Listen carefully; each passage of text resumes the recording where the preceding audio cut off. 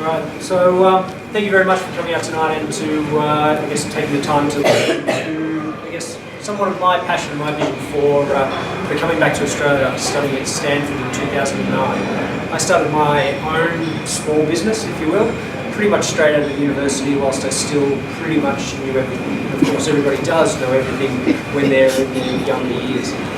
That turned out pretty well for me. I had the privilege of working a lot in the defence and intelligence environment and delivering some amazing projects and getting a high quality of experience over what I describe to be a quantity of experience.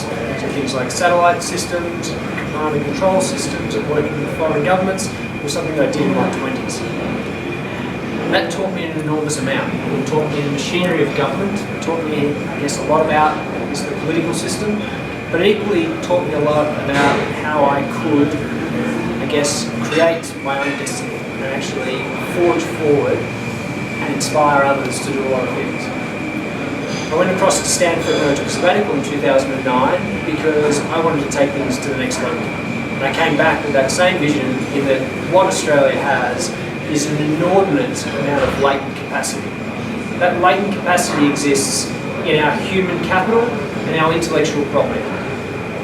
We put somewhere in the vicinity of $10 billion every year to work in publicly funded research. How much of that do you think ends up being commercialised?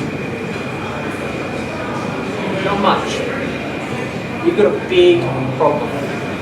A big problem where essentially where we're putting our money isn't giving us the returns that we want to have. We had a GFC, if you will, which we pretty much cruised through.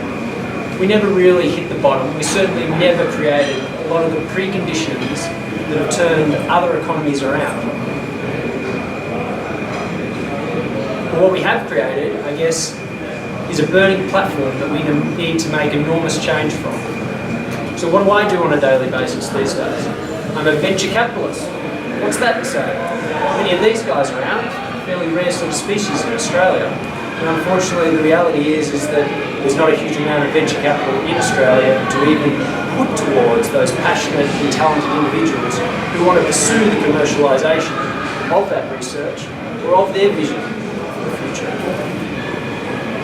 So what I've been able to create is essentially quite an ecosystem which exists around the corner of King and Con Street. King Street has its own set of history, and the York Butter Factory, which is a 160-year-old heritage listed building, certainly has a lot of its own. It's been an import-export facility in its first incarnation. It's been a butter factory, if you can believe it, not surprisingly. It's been a mall. It's been a nightclub, some of you might remember it. Some of you would prefer the walls not to talk. But now what it is it's a curated co-working facility that houses in excess of 70 businesses. In October of 2011, that building was empty, and it was empty for 2 years prior to that. And what we've been able to create there is an enormous amount of activity.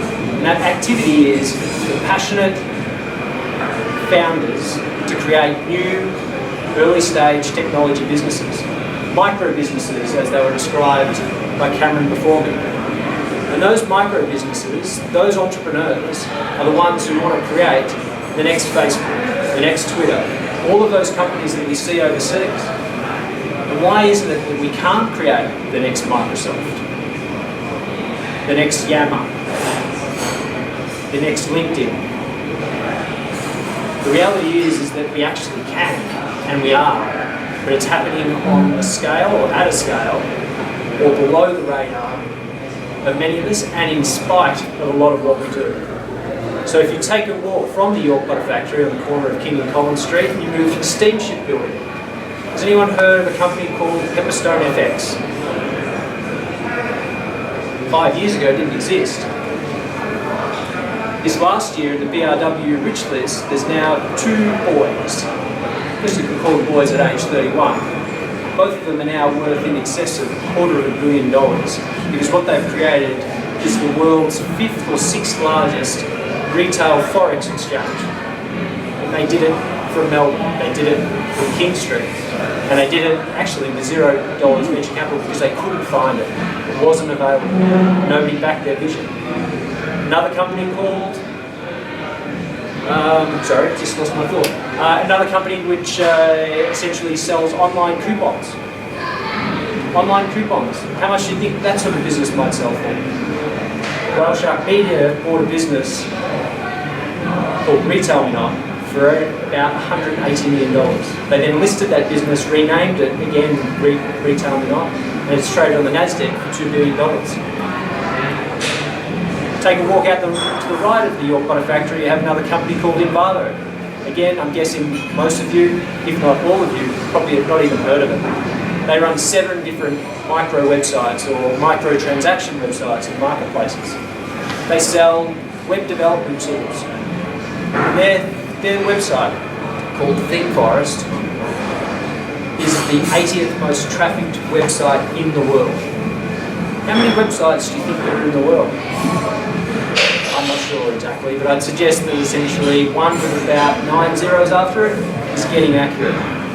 Again, zero venture capital, thinking about going public, think about it some more, don't need to go public, don't need to IPO, printing money from Australia. So it absolutely can be done. And they're just one of many. What about Aconex? Aconex is now trading about $500 million, in fact even more than $500 million. Again, Australian entrepreneurs, this time, who have been able to actually access venture capital. So in the last 15 years, those guys have managed to actually create a world-class business. Again, determined to create that from Australia. But we do that on the basis of venture capital being somewhere in the vicinity of $7.50 per capita per annum. What do you spend $7.50 a day on? Coffee? I probably do. But it's a real travesty that that's the case. In the United States, the number is 10 times that. And in Israel, it's 20 times that. So what are we doing? Where are we putting all this money? $10 billion into publicly funded research. We've got an amazing superannuation system. 9.5% of everybody's pay packet every month is going into our superannuation funds. How much money do those superannuation funds put into the next generation of entrepreneurs here in Australia via venture capital or directly? Not even a percent. How much do they put into venture capital globally? A couple of percent maybe, and on a very narrow banded basis, and generally through third parties, which then charge more and more fees. So as you can see, we've got a problem. Big problem which is only getting bigger, because what the opportunity that we're really squandering here is one of our most amazing resources, and that's our talent. It's our talent and it's our intellect and it's our passion, and it's the things that Cameron described as what Australians are renowned and regarded for. We've shown tenacity in pretty much every forum, but if we allow ourselves to be complacent, to become lazy, to not actually get out there and drive things forward on the global scale, then we're going backwards. We're becoming globally uncompetitive. And we're going to see that our best and brightest simply move themselves offshore, because we are a global economy. We play in an international marketplace. And if you want to play in the global game, at the moment you can still do it, but it's becoming more and more difficult to do it from Australia, to do it from Melbourne. Do you want your kids to grow up here in Australia, the lucky country, the smart country? I think it'd be a pretty great place to grow up, but not on the trajectory that I think that we're creating for ourselves. In terms of the way in which we spend money to protect industries that are long ago gone. Industries that essentially we've propped up over a period of time only to have them implode, and only to have those incentives that we deliver to them actually squandered and then repatriated offshore through inappropriate tax structures. How much money, how much tax do Apple pay? Do Facebook pay? Do you think that they're paying their fair share on a percentage basis? Small businesses are the ones who are taking up that slack, and they can't continue to do that. And that's obviously evidenced by the way in which small business tax debt seems to be escalating. So what is it that we can actually do? I think there is a lot of hope still. That's why I continue to essentially push things forward. That's why last year we had in excess of 200 events, and every single day the York Butter Factory has somewhere in the city of 100 to 150 people walk through its front door for people who think that there is something more. On the weekend, we had a health hackathon, because we've got a big problem around our ageing population as well.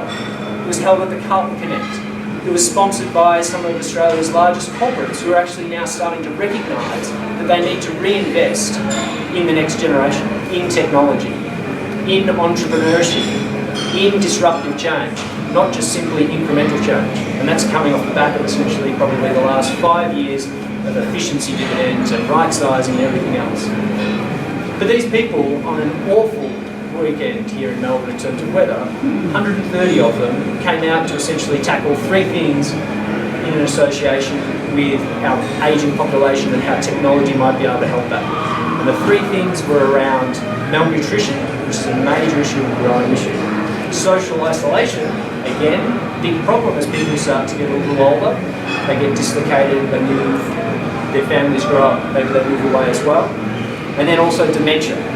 Again, another big issue as to essentially how does technology actually help. And those 130 people came up with 16 different ideas and were helped by a passionate group of people who also share both the problem, so people like Northern Health and others, the clinicians who essentially generally have been recently qualified but are motivated to make a change not only within their profession but also in the industry and community that they serve, and also the health administrators, because they want to do more as well. Those people came together and they created 16 new, effectively, products or business ideas or concepts which have the opportunity to go further. Simultaneously, we also ran an event in Brisbane called the Startup Weekend, of a similar sort of, I guess, basis. 54 hours, 54-hour event. They come together on the Friday night, they pitch an idea. They want to do Facebook for cats, because everybody knows the internet runs on pictures of cats. It doesn't it, right? Surely. They say to the group, I've got this idea, I want to do this, I need some help. They form small teams. Those teams work across the course of the weekend, and then they get the opportunity to win cash and prizes. It's not the cash and prizes which is actually the win for the weekend. What they get is the inspiration to say, look what I just achieved in 54 hours. And they take that inspiration back to their job as an employee or to their business as a small and medium enterprise. And what they do with that inspiration is actually start to convert a little more of their inspiration, a little more of their talent into economic output. And they become engaged again in what they actually do. Maybe they get engaged in their own small business. Maybe they start moonlighting at a place like the York Butter Factory or another co-working space. We certainly have no monopoly over these things. But it takes a lot of energy to get these things off the ground. But it's happening. So last year, we basically had about 6,000 people involved in the ecosystem that we have an influence and some level of, I guess, control on. And we grew that. We grew that now to about 17,000 people. So that's a reasonable increase in a period of 12 months. But I think that that's just the tip of the iceberg as to the opportunity, because we're doing it on such a small scale with such a small amount of money. But yet, when you actually start to be successful, the returns can be inordinate, and the returns can absolutely be sustainable. The economic infrastructure that's been attempted to be put in place, I think, is actually quite high quality. It's scary for me to actually say that. Cameron suggested that we should adjust certain tax rates. At the moment, if you invest into a venture capital fund, you can do so through an effective structure, not a fancy structure, not some sort of tax scheme, but on a government-supported basis, and achieve tax-exempt returns on the other side, whether you are essentially an individual, a wealthy individual, or whether you're an institution or sophisticated investor. Zero tax rate on returns, whether you're domestic or foreign. Despite that, still very much a lack of venture capital that actually comes into this community. And so our best and brightest are having to go offshore, and so we're losing that talent. In my portfolio, I've got 10 active companies, 3 of which are now domiciled in the United States. They have operations here, they have technology development here. But in order to actually secure the investment that they need to grow, particularly in international markets, we've had to actually move them to where the market and the investment actually is. And with $2 trillion washing around in our superannuation funds, it's an absolute travesty that they have to actually do that. But our risk aversion and our 20 years of economic prosperity has driven us to this point where we don't actually know how to manage risk, nor do we know how to price risk. And instantaneously somebody sees risk because of our nanny-state tactics and nanny-state existence means that risk automatically means downside. Always remember that where there is risk, you can manage that risk, and where there is risk, there is also generally an upside, particularly if you aspire to it and you manage to. Otherwise, what are we doing? We try and remove the risk from society, we try and remove the risk from our lives, we can lead nothing but boring, nothing but mediocre. And I don't think that that's a future that we want for ourselves, nor for those who are going to follow from us. So I guess I thank you for the opportunity to talk to you today. We've got a big challenge in front of us, but one that I think that technology and our human capital, if it's treated as a very high quality resource, renewable resource, that we can make a difference with. Enjoy your evening. Thank you.